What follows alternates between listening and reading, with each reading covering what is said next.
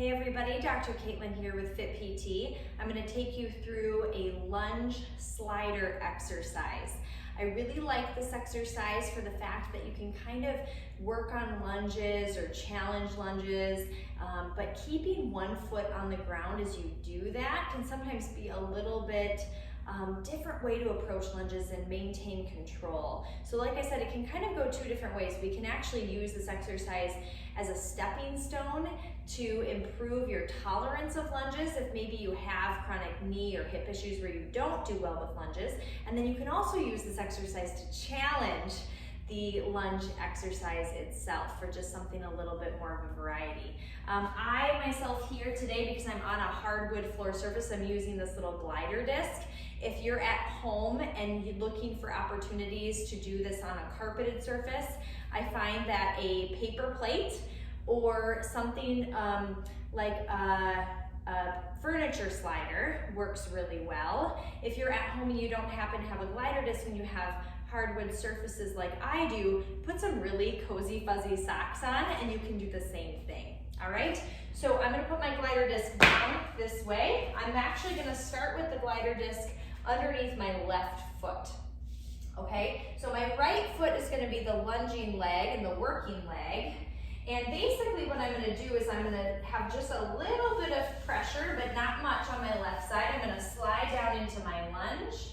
I notice my chest is leaned forward to complement where my left leg went. I wouldn't want to do my lunge really upright like this because I'm not going to be able to activate my right glute very well. So think a plank position here, chest is forward. I'm going to drive through that right heel to stand all the way back up. Okay, again, here we go. Back, drive down through the right heel to stand back up. Okay, so notice that I'm focusing on pushing and activating through my right leg, my front leg.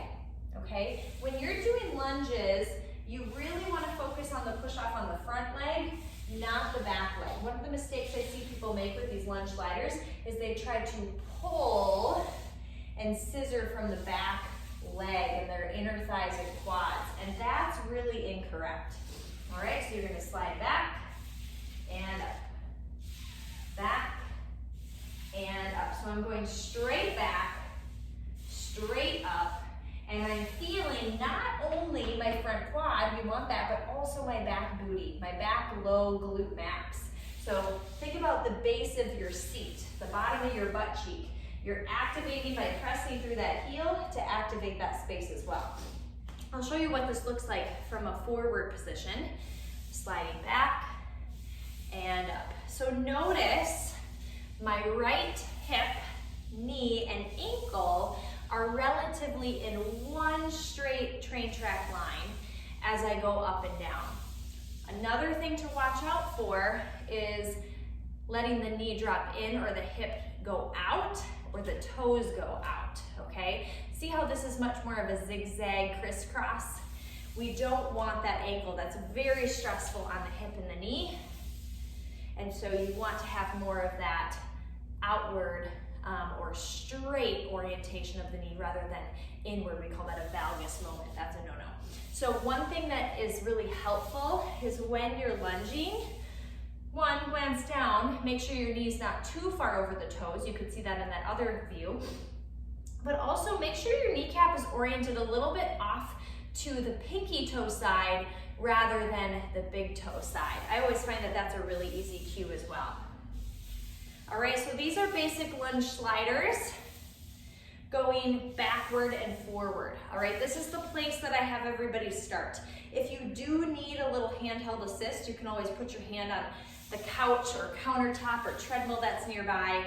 I've even taken a foam roller and just held my hand on that big long foam roller for a little bit of extra stability.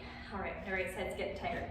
Now, another option, we just did forward and back sliding. I would start there. If you're ready for a challenge, you're gonna go out laterally, okay? Same ideas.